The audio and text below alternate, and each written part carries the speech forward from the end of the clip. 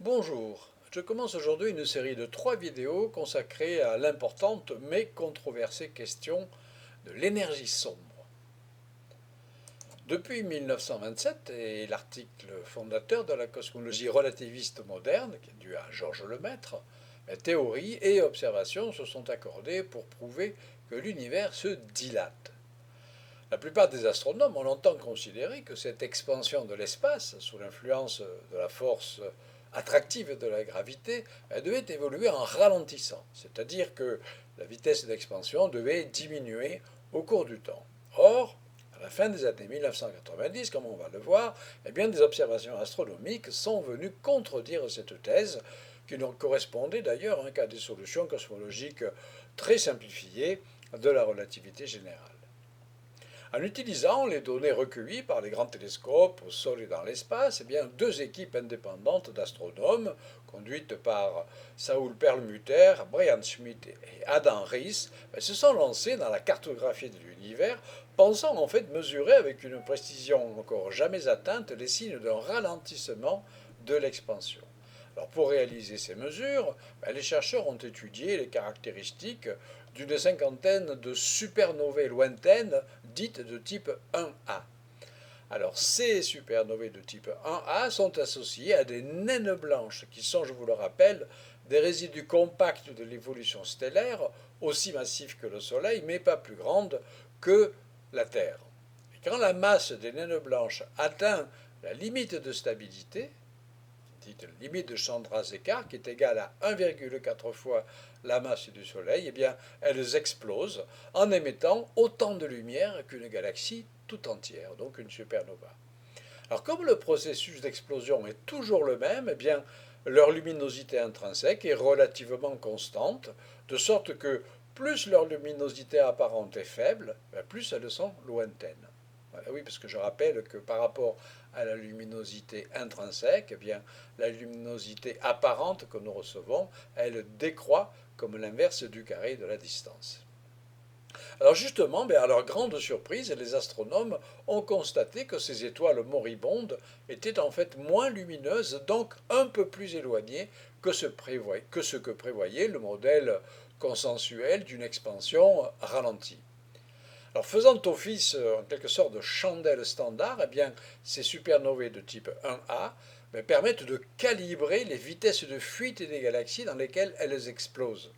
Donc les galaxies très lointaines montrent parfaitement un ralentissement de leur cours, signe que l'expansion de l'univers a bien été freinée dans les premiers milliards d'années par la gravité. En revanche, la vitesse des galaxies moins éloignées, elle augmente de manière exponentielle, prouvant que l'expansion de l'espace, elle, s'est accélérée au bout d'environ 7 milliards d'années, jusqu'à aujourd'hui. Alors une telle accélération trouve donc fait son explication la plus naturelle dans l'existence d'une sorte de force répulsive à grande échelle qui est capable de contrer la force d'attraction des masses célestes et que l'on appelle énergie sombre, en anglais dark energy.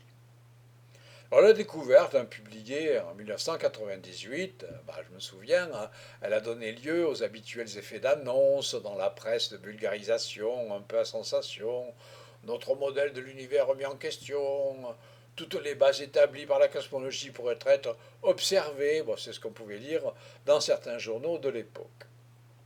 Alors le célèbre et controversé Forum économique mondial de Davos, qui rassemble chaque année les dirigeants politiques et économiques de la planète, figurez-vous, il a organisé en janvier 2000 une session, plutôt incongrue, consacrée au sujet de l'énergie sombre, devant une assistance d'hommes d'affaires et d'hommes politiques qui n'y comprenaient goutte.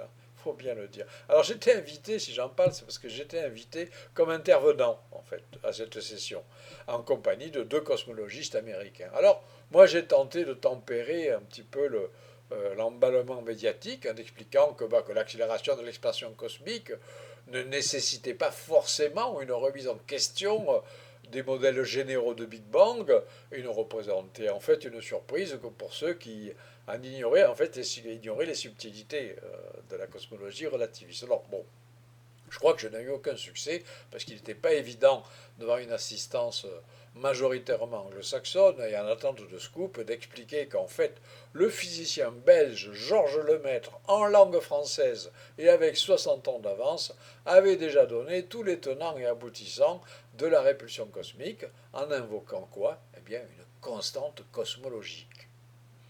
Ce terme, la constante cosmologique, figurant dès 1917 dans les équations originales d'Albert Einstein, sous la forme d'ailleurs de la lettre grecque lambda, avait été en fait ensuite abandonné par le courant dominant de la cosmologie anglo-saxonne, mais pas par tout le monde. Alors je reviendrai en détail sur ce point, ainsi que sur les controverses qui sont vite élevées quant à l'interprétation théorique de la répulsion cosmique en termes de la constante cosmologique ou alors d'une forme d'énergie justement de nature encore inconnue qui remettrait tout en question. Alors toujours est-il que la mise en évidence expérimentale de l'accélération de l'expansion de l'univers a valu le prix Nobel de physique 2011 au trio Perlmutter, Schmidt et Riess qui avait conduit les observations dont j'ai parlé. Et voilà-t-il pas qu'en 2014, des voix ont commencé à remettre en cause le crédit accordé à l'interprétation des observations des supernovae de type 1A en termes d'une accélération. Voilà. Alors, une accélération cosmique. Alors, utilisant effectivement un catalogue de 740 supernovae de type 1A, donc un échantillon plus large, et une méthode d'analyse statistique un petit peu différente de celle de leurs prédécesseurs, eh bien, plusieurs équipes de chercheurs ont prétendu que les données ne démontraient pas l'accélération de l'expansion de façon suffisamment convaincante. Et là, on pouvait se demander finalement si le comité du prix Nobel n'avait pas fait une bourde. Alors, bon, mais c'était vite oublié quand même qu'au cours des 20 dernières années, eh bien, les mesures concernant aussi bien le rayonnement fossile, avec les télescopes spatiaux, WMAP et Planck, et puis également les observations relatives à ce qu'on appelle les oscillations acoustiques de baryon, en fait étaient venues vraiment compléter l'analyse. Alors je m'explique. L'étude détaillée du rayonnement fossile, je répète, ce vestige refroidi du Big Bang, eh bien, permet de mesurer la valeur de la densité moyenne de matière et d'énergie, toutes formes confondues, par exemple en grammes par centimètre cube. Voilà. Ou alors mieux encore, en fait, on le fait avec un paramètre normalisé qu'on appelle oméga, qui est très commode en fait pour apprécier d'un seul coup d'œil en fait les différentes contributions. Alors à l'échelle observable, il se trouve que l'espace a une courbure très proche de zéro. Et ce dernier cas correspond en fait à un oméga total très proche en fait de 1. Or la contribution de la matière à ce oméga total, et qui serait due donc à toutes les formes de matière gravitante, donc attractive, ça ne dépasse pas 0,3. Donc il faut ajouter une contribution de 0,7, bien plus importante donc, qu'on attribue justement, mais pas de la matière, mais à de l'énergie, c'est les fameuses énergies sombres, répulsives, que l'on peut noter des fois d'ailleurs oméga lambda. Alors très précisément, 68% de toute l'énergie qui est actuellement contenue dans l'univers serait due à l'énergie sombre. Alors étant entendu, il faut préciser que cette proportion a changé au cours de l'histoire cosmique. Alors les observations du rayonnement fossile fournissent donc en fait une valeur indirecte de la densité d'énergie sombre qui est parfaitement compatible avec celle qui est déduite de l'observation vraiment indépendante des supernovae de type 1A. Premier point. Deuxième point, les oscillations acoustiques de baryon. Bien, en fait, elles apparaissent dans le plasma primordial du très jeune univers du fait de l'existence en fait d'une compétition entre l'attraction gravitationnelle et la pression du gaz et des photons. Et donc après le découplage entre la matière et le rayonnement, qui se produit 380 000 ans après le Big Bang, eh bien, ces oscillations ont laissé une empreinte dans le rayonnement fossile et dans la distribution de la matière à grande échelle, c'est-à-dire les amas et superamas des galaxies, fournissant donc en fait un étalon de longueur naturelle qui se prête bien au calcul de la vitesse d'expansion cosmique. Et là encore, les mesures indiquent une densité d'énergie répulsive de l'ordre de 0,7. Donc en combinant les mesures obtenues avec les supernovae de type 1A, les oscillations acoustiques de baryons et la structure de rayonnement fossile, vers l'existence d'une accélération de l'expansion de l'univers observable et celle d'une forme d'énergie donc répulsive qui en découle devient quasiment incontournable, du moins évidemment dans le cadre du modèle standard de la cosmologie. Alors revenons maintenant un petit peu à cette fameuse constante cosmologique. Dans nombre d'articles de vulgarisation scientifique, aussi bien d'ailleurs que dans la littérature technique spécialisée, on lit fréquemment ce type de déclaration. Le plus grand mystère de la physique d'aujourd'hui est la perspective que 70% de l'univers soit constitué d'une substance appelée énergie noire sur laquelle nous ne savons strictement rien. C'est effectivement comme ça que la question est aujourd'hui perçue par de nombreux chercheurs et présentée au grand public comme une sorte d'argument d'autorité auquel il faudrait croire aveuglément. En fait, cette façon de présenter les choses, elle est erronée. Je l'ai dit, en fait, l'existence d'une force répulsive à grande échelle fait d'abord immédiatement penser à la constante cosmologique. Alors ce terme fondamental, je le dis, je le répète, introduit dès 1917 par Albert Einstein dans sa théorie de la relativité générale, explique tout naturellement et de la façon la plus élégante qui soit le phénomène de la répulsion cosmique sans faire intervenir de mystère particulier. Et pourtant, ça se heurte à d'importantes objections de différentes natures qui conduisent en fait un grand nombre de chercheurs à imaginer des explications alternatives bien plus exotiques en fait que la constante cosmologique et éminemment spéculatives. La plupart de ces explications se situent en dehors du cadre de la relativité générale classique, en se fondant par exemple sur des approches en gravitation quantique dont, on l'a vu, aucune n'a encore fait preuve du moindre indice de validité expérimentale. C'est pas pour ça qu'il ne faut pas les étudier, bien entendu.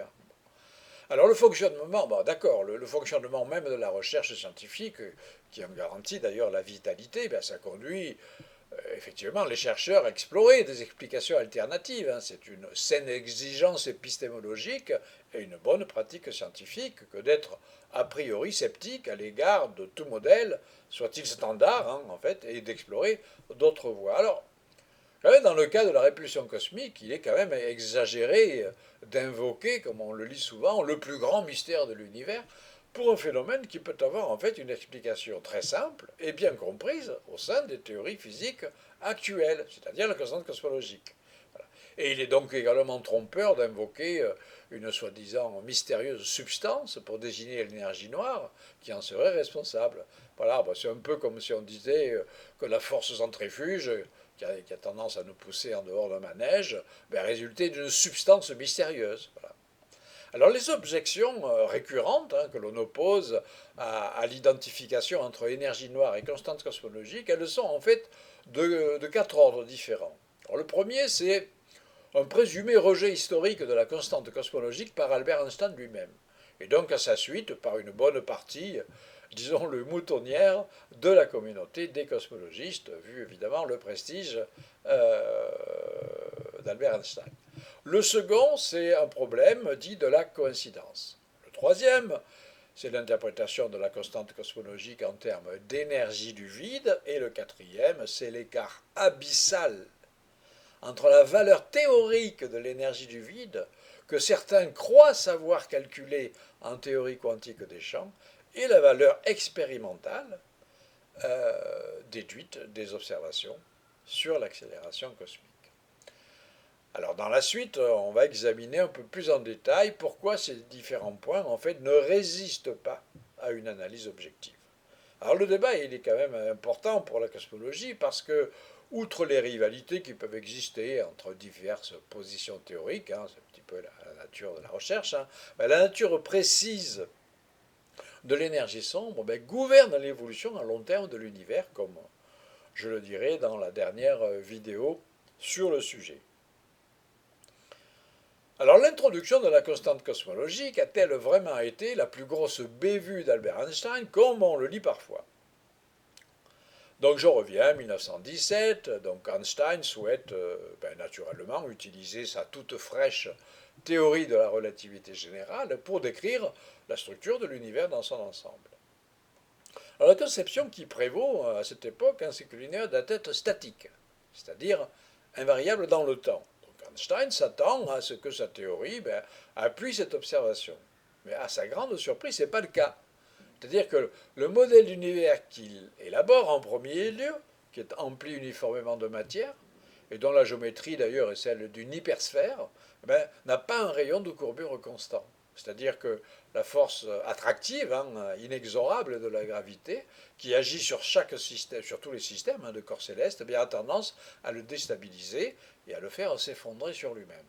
Voilà. Or, notre univers, évidemment, ne s'effondre pas. Et donc, pour Einstein, le seul remède au problème, ça consiste à ajouter un terme ad hoc, disons, mais quand même mathématiquement cohérent, bien entendu, dans ces équations d'origine. Et donc c'est cet ajout qui correspond à une sorte d'antigravité qui va agir comme une force de répulsion, mais ne se faisant sentir qu'à l'échelle cosmique. Et grâce à cette astuce mathématique, le modèle d'Einstein ne s'effondre pas, il reste statique, permanent, invariable. Et donc Einstein représente ce terme par la lettre grecque lambda, et il le nomme la constante cosmologique. Oui, parce qu'il s'agit bien d'une constante, parce qu'elle doit garder exactement la même valeur dans l'espace et dans le temps. Et formellement, en fait, elle peut prendre a priori n'importe quelle valeur, mais celle justement qui est sélectionnée par Einstein force son modèle d'univers à rester statique. Alors la même année, 1917, l'astrophysicien néerlandais William de Sitter bâtit un autre modèle d'univers relativiste statique, mais qui est très différent en fait de celui d'Einstein, parce qu'il suppose en fait que la densité de matière reste nulle au cours du temps, mais en contrepartie, il fait intervenir une constante cosmologique. En l'absence de matière et donc de gravité, seule une constante cosmologique peut en fait induire une courbure de l'espace-temps, puisqu'en fait toute forme d'énergie crée de la courbure. Donc le rôle de la constante cosmologique s'éclaire alors d'un jour nouveau, c'est-à-dire que dans le modèle de Sitter, les lignes d'univers, c'est-à-dire les trajectoires dans l'espace-temps en fait, qui sont suivies par les galaxies, elles se séparent rapidement les unes des autres au cours du temps, comme si l'espace était en dilatation générale.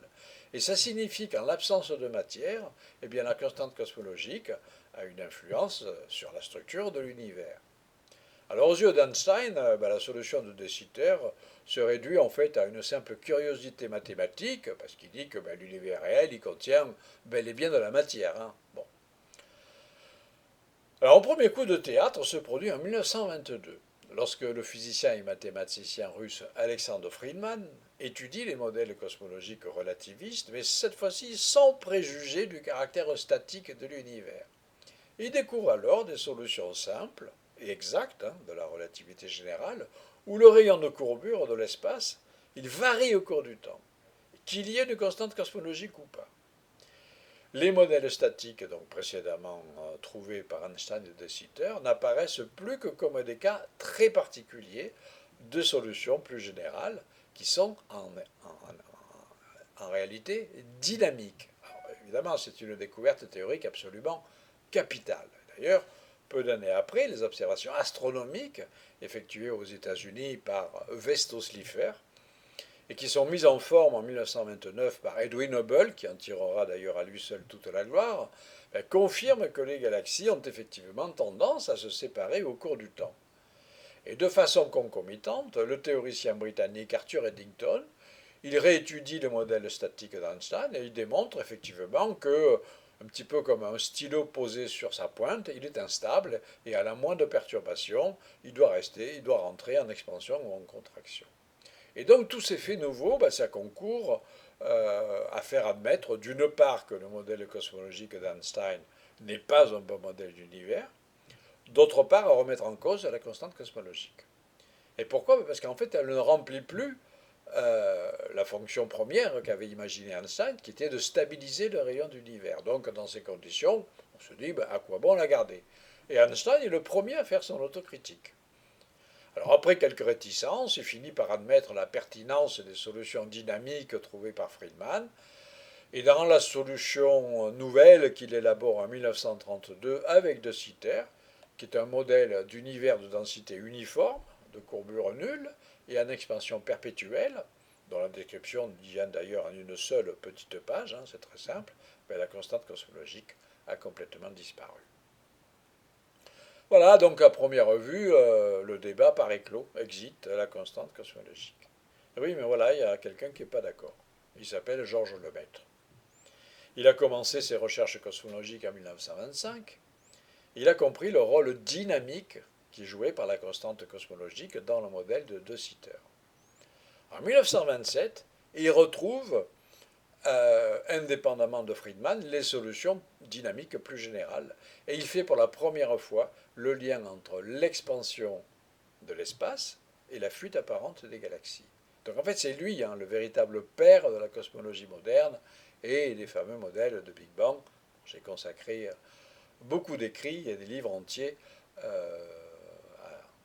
au génie de Georges Lemaître. Donc pour Lemaître, dans la constante cosmologique, c'est un ingrédient vraiment essentiel de la théorie relativiste d'Einstein. Alors il a écrit, par exemple, l'autorité prestigieuse d'Einstein a naturellement trouvé plus d'un écho, mais supprimer des équations, le terme cosmologique, est-ce vraiment une solution à la difficulté? N'est-ce pas suivre plutôt la politique de l'autruche? Voilà, donc c'est ce qu'il écrit, désolé en fait de l'attitude du père de la relativité générale qui renie en fait l'une de ses plus grandes contributions à la science en reniant la constante cosmologique. Alors les échanges verbaux et épistolaires d'ailleurs entre Einstein et Lemaître consacrés à la constante cosmologique ne manquent pas de sel. Voilà. Pourquoi? C'est parce que lors d'une de leurs rencontres à Pasadena, en Californie, les journalistes qui rapportent leurs entretiens parlent par exemple d'un Little Lamb, le petit agneau qui accompagne partout les deux physiciens dans leur promenade. Alors Little Lamb, c'est évidemment le petit lambda, c'est la constante cosmologique, et puis ça fait une référence à une comptine chantée dans les écoles américaines parlant d'un petit agneau, lamb. Voilà, mais le maître n'a pas compris la plaisanterie parce qu'il ignorait évidemment l'existence de cette comptine américaine. Bon, alors plus sérieusement, en fait, le maître donc considère la constante cosmologique comme une nécessité à la fois logique et observationnelle. Et en fait, il développe une argumentation tout à fait prémonitoire, en fait, en 3 points. Le premier point, c'est que la constante cosmologique est nécessaire pour obtenir une échelle de temps d'évolution largement supérieure à la durée des âges géologiques. Parce que les modèles de Big Bang sans constante cosmologique prédisent en effet que l'âge théorique de l'univers, qui est donc calculé à partir de sa vitesse d'expansion, eh bien, il est plus court que celui des étoiles, même dans certains cas celui de notre planète, ce qui est évidemment absurde et impossible. Voilà. Le terme lambda, il aide à supprimer cette contradiction. C'est-à-dire qu'un univers avec constante cosmologique, il est bien plus vieux qu'un univers qui n'en a pas. Alors il démarre plus lentement et il lui faut plus de temps pour atteindre la vitesse d'expansion qui est mesurée aujourd'hui. Le deuxième point de Lemaître, c'est que l'instabilité de l'équilibre entre l'attraction gravitationnelle et la répulsion cosmique, c'est une façon de comprendre comment les étoiles et les galaxies ont pu se former durant un laps de temps d'environ 1 milliard d'années après le Big Bang. Et donc il écrit, je suis conduit à me rallier à une solution de l'équation de Friedman, où le rayon de l'espace part de zéro avec une vitesse infinie, ralentit, passe par l'équilibre instable, avant de reprendre l'expansion à un rythme accéléré. Et c'est cette période de ralentissement qui me paraît avoir joué un rôle des plus importants dans la formation des galaxies et des étoiles.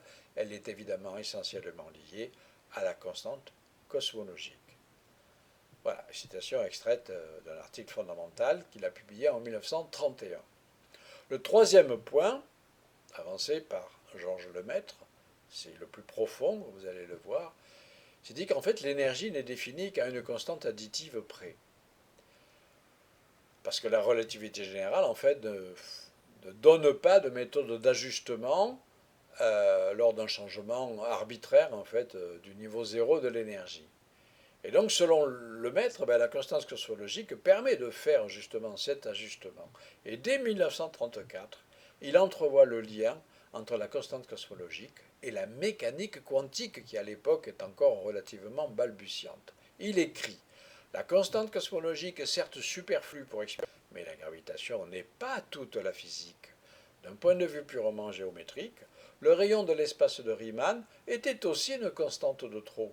C'était une indication que la géométrie ne devait pas se suffire à elle-même, mais devait se fondre dans une synthèse plus vaste, précisément dans la théorie géométrique de la gravitation.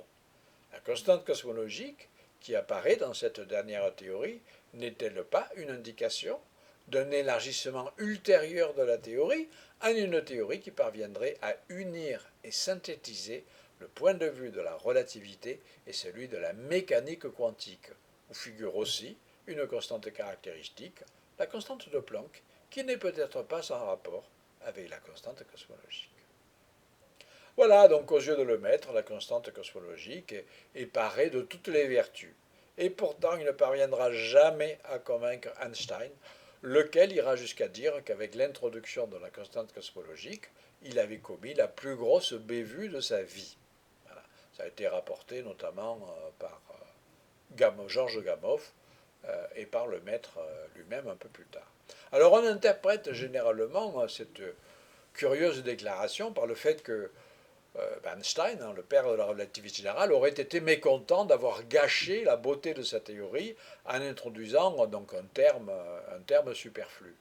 C'est une fausse interprétation parce que dès 1916, Einstein avait envisagé l'existence de ce terme, mais en dehors du contexte cosmologique. Eh oui, parce que dans une note de bas de page de son ouvrage de 1916 sur la relativité générale, en fait, il remarquait que les équations du champ gravitationnel qui est proposé, ce n'étaient pas les plus générales possibles et qu'il existait un terme additionnel compatible avec la structure de sa théorie. Voilà. Et par ailleurs, le génial mathématicien français Élie Cartan, il a démontré en 1922 que la forme la plus générale des équations de la relativité générale doit nécessairement comprendre une constante d'intégration identique à la constante cosmologique. Et Einstein y connaissait ce résultat. Voilà, on va dire que la vraie bévue qui a été commise par Einstein n'a pas été d'ajouter le terme cosmologique en soi dans ces équations, mais de lui avoir donné une valeur très particulière, qui est d'ailleurs égale à l'inverse du carré du rayon de l'univers, qui est supposé statique, donc une valeur très particulière pour forcer son modèle d'univers à rester statique. Et ce faisant, il est passé à côté de la découverte capitale de la cosmologie du XXe siècle, qui est l'expansion de l'univers. Einstein, il en était parfaitement conscient, et je pense qu'on peut interpréter sa surprenante décision d'abandonner toute recherche en cosmologie à partir de 1933 comme la conséquence en fait, d'une sorte de blessure d'amour-propre. Voilà. Alors toujours est-il que le désaveu du père de la relativité générale a pesé de tout son poids et le reste de la communauté des cosmologistes le suivra. Voilà. Et malgré donc les puissants arguments de Lemaître en sa faveur, la constante cosmologique va rester au placard pendant 60 ans. D'autant qu'en 1998, en fait, aucune observation astronomique directe ne viendra appuyer son existence. Donc je développerai dans une prochaine vidéo les autres points d'achoppement dans l'identification qui sont avancés pour refuser parfois d'identifier la constante cosmologique à l'énergie sombre. Donc je vous dis à bientôt pour une prochaine vidéo.